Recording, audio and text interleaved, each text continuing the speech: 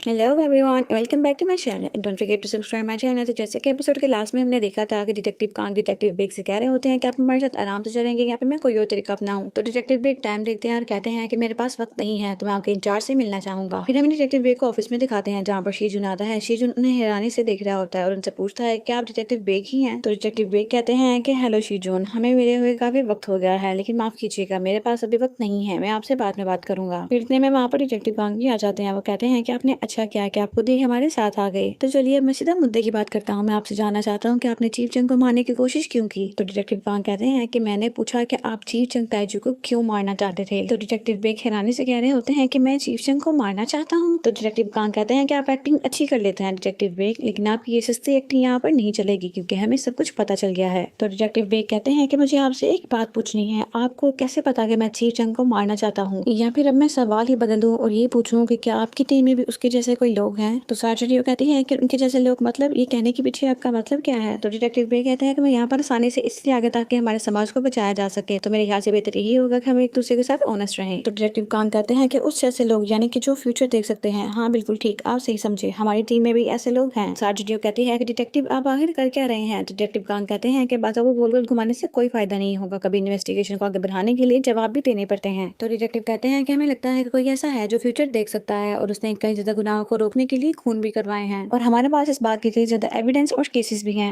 फिर वो लेफ्टिनेंट ओ से हम सभी केसेस को दिखाने के लिए कहते हैं। लेफ्टिनेंट ओ सभी दिखाती है। डिटेक्टिव बेग कहते हैं कि आप लोगों ने इतना ज्यादा पता कर ही लिया है तो मेरे ख्याल से अब ये आसान ही होगा। मुझे लगा था कि मैं अपने किए हुए गुनाह भूल जाऊंगा, लेकिन मेरे किए हुए काम मुझे कभी भी मेरे गुनाह भूलने नहीं देंगे, मुझे ये पता था। तो डिटेक्टिव कांग कहते हैं कि इसका मतलब है कि आप ये कबूल करते हैं कि कोई ऐसा इंसान है जो फ्यूचर देख सकता है। तो डिटेक्टिव बेग कहते हैं कि आप सीधी तरह सवाल पूछिए, आप ये पूछना चाहते हैं कि क्या ये वही इंसान है जिसने मुझे ये सब कुछ करने के लिए ऑर्डर दिए थे। मैं आपको सब कुछ बताऊंगा, लेकिन इसके लिए मेरी एक शर्त है, मुझे सिर्फ और सिर्फ 3 घंटे चाहिए इन सब के लिए। तो डिटेक्टिव कांग कहते हैं कि आप जिसके लिए काम कर रहे हैं वो चीफ चंग है या फिर नहीं। तो सार्जेंट कह रही है कि डिटेक्टिव आप हद से ज्यादा बात कर रहे हैं। तो डिटेक्टिव कहते हैं कि ज्यादा बनो मत, तुम्हें भी इस बात को लेकर शक है और शायद तुम्हें ही नहीं, यहाँ बैठे हर शख्स को इस बात पर शक है। अब हम अपनी लीड की तरफ गौर करते हैं। हमारे पास पहली लीड है, ऐसा इंसान जो फ्यूचर देख सकता है, यानी कि मिस्टर एक्स, और अभी वो किम दो जिन का इस्तेमाल कर रहा है अपने प्लान्स को अंजाम देने के लिए। और अब मिस्टर एक्स के लिए काम करने वाले डिटेक्टिव बेग भी हमारे साथ हैं। तो अब सवाल ये है कि चीफ चंग को मारने की इन्होंने कोशिश क्यों की, और इसका जवाब यही है कि हमें किसी पर इस तरह से यकीन नहीं करना चाहिए, बल्कि इस बारे में हमें ज्यादा एविडेंस ढूंढने होंगे। अगर हमारे पास चीफ चंग की मिस्टर एक्स है तो अपनी पहचान को छुपाने के लिए वो डिटेक्टिव बेग को मारना चाहते हैं, और अगर चीफ चंग ही मिस्टर एक्स है तो हमारे पास जो स्केच है जहाँ पर डिटेक्टिव बेग चीफ चंग को मारना चाहते हैं उसका भी सेंस में आपको बचाने के लिए डिटेक्टिव बेग का चीफ चंग को मारना नॉर्मल है, और हमें स्केच में भी कुछ यही नजर आ रहा है। तो इसका मतलब है कि मिस्टर एक्स चीफ चंग है। क्या इस बात पर किसी को कोई शक है? फिर डिटेक्टिव बेग कहते हैं क्या तुम्हें बस इतना ही पता है? अगर तुम्हें इतना सब कुछ पता है तो तुम सच्चाई के करीब अब तक क्यों नहीं पहुंच पाए? अगर मैं तुम्हें नहीं बताता तो तुम इस सच्चाई तक नहीं पहुंच सकते थे। फिर यहीं पर सीन कट हो गया। हमें किम दो जिन को दिखाते हैं जो सो रहा होता है और बहुत बुरा ख्वाब देख रहा होता है। जितने में वहाँ पर चीफ चंग आते हैं उसको आकर उठाते हैं। किम दो जिन डर के हमारे चीफ चंग की गर्दन पर चाकू रख देता है। चीफ चंग कहते हैं क्या तुमने कोई बुरा ख्वाब देखा है? और फिर कहते हैं कि मैं जानता हूँ कोई इंसान अच्छा हो या बुरा हो, लेकिन उसके हाथों में अपनों का खून लगा हो तो वो बर्दाश्त नहीं कर सकता। मैं तुम्हें समझ सकता हूँ। तो किम दो जिन कहता है कि आप चिंता मत कीजिए, मैं डिटेक्टिव बेग की तरह सब कुछ आधे में छोड़कर नहीं भागूंगा। तो चीफ चंग कहते हैं कि फिर ठीक है, तुम तैयार हो जाओ। तो किम दो जिन कहता है कि क्या आपने फ्यूचर देख लिया? फिर हमें ऑफिस का सीन दिखाया जाता है जहाँ पर डिटेक्टिव बेग को छोड़ दिया जाता है। उनके जाने के बाद लेफ्टिनेंट वो कहती है कि क्या जो मैंने सुना वो सब सच है? फिर सार्जेंट भी सबसे पूछती है कि आप सबको क्या लगता है डिटेक्टिव बेग ने जो बातें कही वो सब सच होंगी? फिर चीफ मन कहते हैं कि सबसे पहला काम हमारा यही है कि हम चीफ चंग को ढूंढें। शीजुन कहता है कि आप ये मुझे हैंडल करने दें, अगर हम देखेंगे पुलिस में उनका कितना इन्फ्लुएंस है हम उनके साथ ज्यादा कुछ नहीं कर सकते, तो इसलिए ये सब कुछ मुझे देखने दें। तो चीफ मन कहते हैं कि ठीक है, जो भी करना है जल्दी करो। तो डिटेक्टिव कांग कहते हैं कि मेरे ख्याल से हमें भी चलना चाहिए। डिटेक्टिव बेग की बातों पर यकीन करके हम यहाँ पर कुछ होने का बस इंतजार नहीं कर सकते। तो सार्जेंट कहती है कि मैं समझी नहीं, आप क्या कहना चाहते हैं? तो डिटेक्टिव कहते हैं कि शायद तुम भूल चुकी हो, डिटेक्टिव बेग के पीछे हमारे अलावा कोई और भी है। फिर हमें हॉस्पिटल का सीन दिखाया जाता है जहाँ पर हार्ट आ जाता है, और डायरेक्टर को दिखाते हैं जो बाहर कहीं मसाज करवा रहा होता है। इतने में उसको डिटेक्टिव बेग की कॉल आती है। तो वो कहता है कि तुम तो कह रहे थे कि तुम जल्दी आओगे, तो तुम आए नहीं अभी तक। तो डिटेक्टिव बेग कहते हैं कि वो मैं किसी काम में फंस गया था, बस मैं अभी आ रहा हूँ। तो कॉन्ट्रैक्टर कहता है कि मुझे भी ये काम आ गया था तो मैं भी बाहर आ गया हूँ, कैसा होगा हम कल मिल लें? तो डिटेक्टिव बेग कहते हैं कि नहीं, मेरे पास इतना वक्त नहीं है। तो कॉन्ट्रैक्टर कहता है कि ठीक है, तुम एक काम करो, ऑफिस में जाओ और जाके कॉन्ट्रैक्ट पेपर पर साइन करके आ जाओ, बाकी की कंडीशन हम उसमें बाद में फिल कर लेंगे। तो डिटेक्टिव बेग कहते हैं कि तुम चाहते हो कि मैं एक ब्लैंक कॉन्ट्रैक्ट पेपर पर साइन करके आ जाऊँ? तो कॉन्ट्रैक्टर कहता है कि ठीक है, जब तुमने मानना ही नहीं है तो ये सब बातें करने का क्या फायदा, हम इस बात को यहीं पर खत्म कर देते हैं। डिटेक्टिव बेग थोड़ा सा सोचते पे कहते हैं कि ठीक है, मैं अभी वहाँ पर आ रहा हूँ। तो कॉन्ट्रैक्टर कहता है कि ठीक है, तुमने बहुत अच्छा फैसला किया है, आखिर तुम्हें अपनी बीवी को भी तो बचाना है ना। अब तुम बस ऑफिस चले जाओ, मेरे लड़के तुम्हारा अच्छा ख्याल रखेंगे, और ध्यान रखिए जो जो वो कहेंगे बस वही करते रहना। फिर हमें उसी के ऑफिस का सीन दिखाते हैं जहाँ पर वो डिटेक्टिव बेग के आने से पहले वो सब कुछ तैयार कर रहे होते हैं। इतने में ही उनके डोर पर नॉक होता है। तो एक आदमी कहता है कि ये लोग रोज ही तंग करते हैं, आज तो मैं इनको मजा चुका ही देता हूँ। वो बाहर जाकर देखता है लेकिन बाहर कोई भी नहीं होता। वो वापस आता है तो फिर से नॉक होता है। जब वो बाहर जाता है तो सामने किमदोजिन होता है। फिर हमें डिटेक्टिव बेग को दिखाते हैं जो भागते हुए वहाँ पर आ रहे होते हैं। तो डिटेक्टिव कहते हैं कि आखिर ये यहाँ पर क्यों आया है। तो साजियो कहती है कि उसकी बीवी वो हार्ट ट्रांस सर्जरी के लिए वेट कर रही है और वो काफी महंगा ऑपरेशन होता है तो वो जरूर पैसे इकट्ठे कर रहा होगा। तो डिटेक्टिव कहते हैं कि सोचा नहीं था कि एक किलर के लिए भी जिंदगी इतनी मुश्किल हो सकती है। तो साजियो कहती है अगर हम डिटेक्टिव बेग को फॉलो भी करें तो आपको क्या लगता है क्या किमदोजिन यहाँ पर आएगा। तो डिटेक्टिव कहते हैं कि मुझे सिर्फ लगता ही नहीं है बल्कि मुझे पूरा यकीन है कि वो डिटेक्टिव बेग को पकड़ने के लिए यहाँ पर जरूर आएगा। फिर हमें डिटेक्टिव बेग को दिखाते हैं जो ऑफिस में जाते हैं तो वहाँ पर कोई भी नहीं होता है। फिर डिटेक्टिव पांच साजियो से पूछते हैं कि कल क्या कोई इंपॉर्टेंट दिन है, तुम आज अपने कैलेंडर पर मार्क कर रही थी। तो साजियो कहती है कि आपको हो क्या गया है, आजकल आप कुछ पर्सनल सवाल ज्यादा पूछ रहे हैं। तो डिटेक्टिव कांग कहते हैं ऐसे सवाल पूछने में मुझे कोई मजा नहीं आता है, बस मैं ये जानना चाहता हूँ कि मेरे साथ काम करने वाले लोग और क्या क्या करते हैं। तो साजियो कहती है कि आज मेरी और मेरे बॉयफ्रेंड की पहली एनिवर्सरी है। तो डिटेक्टिव हंसते हुए कहते हैं कि ओह तुम्हारा बॉयफ्रेंड। तो साजियो कहती है कि आप ऐसे क्यों कह रहे हैं, क्या मेरा बॉयफ्रेंड नहीं हो सकता। तो डिटेक्टिव कहते हैं कि हो सकता है, बस हैरान हो कोई इंसान एक साल तक तुम्हें लाइक कैसे कर सकता है, झूठ तो नहीं बोल रही कहीं तुम। तो साजियो कहती है कि आपको हो क्या गया है, आप ये कैसी बातें कर रहे हैं मेरे साथ, आप अपनी स्टोरी क्यों नहीं मेरे साथ शेयर करते। कोई डिटेक्टिव पूछते हैं कि तुम्हारा बॉयफ्रेंड वो क्या काम करता है। तो साजियो कहती है कि वो सिविल सर्वेंट है। तो डिटेक्टिव कहते हैं कि ओ हस्बैंड मटेरियल भी वो मुझे क्वेश्चन करने लगते हैं। तो साजियो कहती है कि देखिए हम यहाँ पर काम करने के लिए आए हैं तो फिर हम काम पर ध्यान दें, क्या पता किमदोजिन यहाँ पर कब आ जाए, तो फिर काम पर ध्यान दें। तो डिटेक्टिव कहते हैं कि ठीक है तुम कहती हो तो ठीक है। फिर हमें डिटेक्टिव बेग को दिखाते हैं जो सारे ऑफिस में घूमते हुए देखते होते हैं लेकिन वहाँ पर कोई नहीं होता है। फिर डिटेक्टिव बेग वहाँ पर पैसों से भरा हुआ बैग देखते हैं। जैसे ही वो बैग लेकर जाने लगते हैं तो वहाँ पर किमदोजिन आ जाता है। डिटेक्टिव बेग कहते हैं क्या तुम्हें चीफ जंग ने भेजा है। तो किमदोजिन उनको मोबाइल दिखाते हुए कहता है कि हाँ वो कॉल पर है। चीफ जंग कहता है कि डिटेक्टिव बेग हमें मिले हुए बहुत टाइम हो गया। तो डिटेक्टिव बेग कहते हैं कि हाँ आपने सही कहा। फिर चीफ जंग कहते हैं कि मैंने तुमसे कहा था ना कि दोबारा मत आना। तो डिटेक्टिव बेग कहते हैं कि मैं आपको मारने के लिए से बिल्कुल भी नहीं आया हूँ, ना ही मेरे पास आपको मारने की कोई वजह है। तो चीफ जंग कहते हैं कि मैं बस वही करता हूँ जो फ्यूचर में दिखता है। तो डिटेक्टिव बेग कहते हैं क्या आपको यकीन है कि आपने जो फ्यूचर देखा है वो बिल्कुल ठीक है, आप अच्छे से जानते हैं कि मैं जो कुछ कर रहा हूँ वो क्या है। फिर हमें किम सुनमे को दिखाते हैं जिसकी कंडीशन मजीद खराब हो रही होती है। डॉक्टर नर्स से पूछते हैं कि उनके गार्डियन का कोई मैसेज आया है। तो वो कहती है कि नहीं और दूसरे हॉस्पिटल से हमें लगातार कॉल्स आ रही हैं, अब हम क्या करें। तो डॉक्टर कहते हैं इनको जल्दी से ऑपरेशन रूम में तुम शिफ्ट कर दो। फिर चीफ जंग को दिखाते हैं जो कहते हैं कि ये मुलाकात हमारी आखिरी मुलाकात होगी। डिटेक्टिव बेग कहते हैं कि देखिए मैं आपसे अपनी जान की भीख नहीं मांगूंगा लेकिन मैं आपसे सिर्फ एक चीज चाहता हूँ। तो चीफ जंग कहते हैं कि क्या। तो डिटेक्टिव बेग कहते हैं कि आज मेरी वाइफ की सर्जरी है, अगर अभी मैं पैसे लेकर वहाँ पर नहीं गया तो वो मर भी सकती है, मेरी गलतियों की सजा मेरी बीवी को ना भुगतनी पड़े, मैं बस इतना चाहता हूँ। तो चीफ जंग कुछ देर सोचते हैं और कहते हैं कि माफ करना, मैं तुम्हें तुम्हारी जान बचाने का मौका पहले ही एक दफा दे चुका हूँ, अब मैं तुम्हें दोबारा मौका नहीं दे सकता। और ये कहकर वो कॉल बंद कर देते हैं। फिर हमें सार्जेंट को दिखाते हैं जो कहती है कि डिटेक्टिव बेग को गए हुए कुछ ज्यादा टाइम नहीं हो गया। तो डिटेक्टिव कहते हैं कि हाँ ऐसा हो सकता है, अगर कोई फ्यूचर देख सकता है और फ्यूचर देखने में तुमसे ज्यादा वो बेहतर है तो उसको जरूर पता होगा कि डिटेक्टिव बेग यहाँ पर आने वाले हैं। फिर डिटेक्टिव भी अपनी गन निकाल लेते हैं। फिर हमें डिटेक्टिव बेग को दिखाते हैं जो किमडोजिन से कह रहे होते हैं कि तुम्हें बस इतना पता होना चाहिए कि जो तुम कर रहे हो वो जस्टिफाइड है, मैंने भी यही किया था। तो किमडोजिन कहता है कि बहुत हुआ, जिसका कन्फेशन ना हो तो बोलना नहीं चाहिए क्योंकि फिर इससे तुम्हारी प्रॉब्लम बढ़ जाएगी। तो डिटेक्टिव बेग कहते हैं कि तुम मुझे अच्छी तरह से देख सकते हो क्योंकि तुम्हारा फ्यूचर भी यही होने वाला है। इतने में भी डिटेक्टिव वहाँ पर आ जाता है और किमडोजिन डिटेक्टिव बेग को पकड़ लेता है। तो डिटेक्टिव कहते हैं कि एक बार फिर तुम मेरी उम्मीदों पर खरे उतरे हो। किमडोजिन कहता है कि तुम बहुत ज्यादा तंग कर रहे हो, कब तक मुझे एक ही बात तुम सुनाते रहोगे। तो डिटेक्टिव कहते हैं कि तब तक जब तक तुम मेरे हाथ नहीं आ जाते। तो डिटेक्टिव बेग डिटेक्टिव कांग से कहते हैं कि पैसे ये प्लीज आप हॉस्पिटल तक पहुंचा दे, मेरी वाइफ की आज सर्जरी है। किमडोजिन कहता है कि हिलना भी मत वरना गोली तुम्हारे आर पार हो जाएगी। तो डिटेक्टिव बेग किमडोजिन को धक्का देते हैं। किमडोजिन भी गोली चलाता है लेकिन वो डिटेक्टिव बेग को सिर्फ छूकर निकलती है। डिटेक्टिव किमडोजिन को 2 गोलियां मार देते हैं। किमडोजिन विंडो से पीछे गिर जाता है। डिटेक्टिव भागते हुए उसको देखते हैं लेकिन वहाँ पर किमडोजिन नहीं होता। फिर हमें किमडोजिन को दिखाते हैं जो बहुत मुश्किल से जा रहा होता है। फिर डिटेक्टिव बेग डिटेक्टिव कांग को पैसे पहुंचाने के लिए कहते हैं तो डिटेक्टिव वो पैसे देकर निकल जाते हैं। सार्जेंट जियो भी हॉस्पिटल में कॉल करने लगती है। डिटेक्टिव बाहर जाते हैं तो वो टैक्सी को आवाज देते हैं लेकिन टैक्सी वहाँ पर नहीं रुकती। फिर डिटेक्टिव एक बाइक वाले को रोकते हैं, उससे कहते हैं कि आप पुलिस डिपार्टमेंट से और उसकी बाइक लेकर हॉस्पिटल के लिए चले जाते हैं। सार्जेंट जियो भी हॉस्पिटल वाले को कन्विंस करने की कोशिश कर रही होती है कि आपके पैसे आ रहे हैं, आप ऑपरेशन स्टार्ट कर दे, लेकिन वो लोग भी उसकी कोई भी बात नहीं सुनते। डिटेक्टिव जल्दी से बाइक चलाते हुए हॉस्पिटल पहुंचते हैं लेकिन फिर भी वो लेट हो जाते हैं। जब वो पहुंचते हैं तो टाइम 5:30 हो चुका होता है। डिटेक्टिव जल्दी से पैसे जमा करवाते हैं तो वो नर्स भागते हुए डॉक्टर के पास जाती है और डॉक्टर को जाकर बताती है कि प्रिंस उर्मी की सर्जरी के लिए पैसे आए हैं। डॉक्टर डिटेक्टिव को देखते हुए उसके लिए हार्ट ना होने का इशारा करते हैं। फिर हमें चीफ मून को दिखाते हैं जो शीजुन से बात कर रहे होते हैं। चीफ जून कहते हैं कि सार्जेंट और डिटेक्टिव कांग डिटेक्टिव बेग के साथ उनके हॉस्पिटल में है, उनकी वाइफ की डेथ के बाद हमारे ख्याल से उनका साथ रहना ही बेहतर होगा। तो चीफ मून पूछते हैं कि चीफ जंग का क्या हुआ। तो शीजुन कहता है कि पता नहीं, चीफ जंग के बारे में कुछ भी पता नहीं चल रहा है, वो काम पर भी नहीं आया है, उनका मोबाइल भी बंद है, तो इसलिए उन्हें लोकेट करना भी मुश्किल हो रहा है। तो चीफ मून कहते हैं कि ठीक है, अगर तुम्हें कोई इन्फॉर्मेशन मिले तो हमें जरूर बताना। बताना। फिर हमें डिटेक्टिव बेग को दिखाते हैं जो अपनी वाइफ के पास आते हैं जो सीरियस होती है। डिटेक्टिव बेग उनके पास बैठते हैं, उन्हें कहते हैं कि मैं तुम्हें कुछ बताना चाहता हूँ। तो वो कहती है कि नहीं, मैं कुछ नहीं सुनना चाहती। इस पूरी दुनिया में मैंने सिर्फ तुमसे प्यार किया है और मैं बहुत खुश हूँ। कम से कम मेरी जिंदगी के आखिरी लम्हों में हम एक साथ हैं और ये कभी ना कभी तो होना ही था। फिर हमें साजडी को दिखाते हैं जो डिटेक्टिव से कह रही होती है कि उन्होंने आगे के ट्रीटमेंट के लिए कॉन्ट्रैक्ट साइन नहीं किया है। तो डिटेक्टिव कहते हैं कि इनको इस हालत में रखना ठीक नहीं होगा। तो डिटेक्टिव कहते हैं कि तुम्हें याद है तुमने जीसू के फ्यूनरल में मुझे क्या कहा था। फिर हमें दिखाते हैं कि जब साजडी को डिटेक्टिव से कह रही थी कि आपका क्या, आपने कभी खुद को नहीं देखा, आप जीसू के किलर को मारने के लिए अपनी जिंदगी को दांव पर लगा रहे हैं, कभी आपने जीसू के बारे में नहीं सोचा। तो डिटेक्टिव कहते हैं कि मुझे सच में तुम्हारी बात माननी चाहिए थी,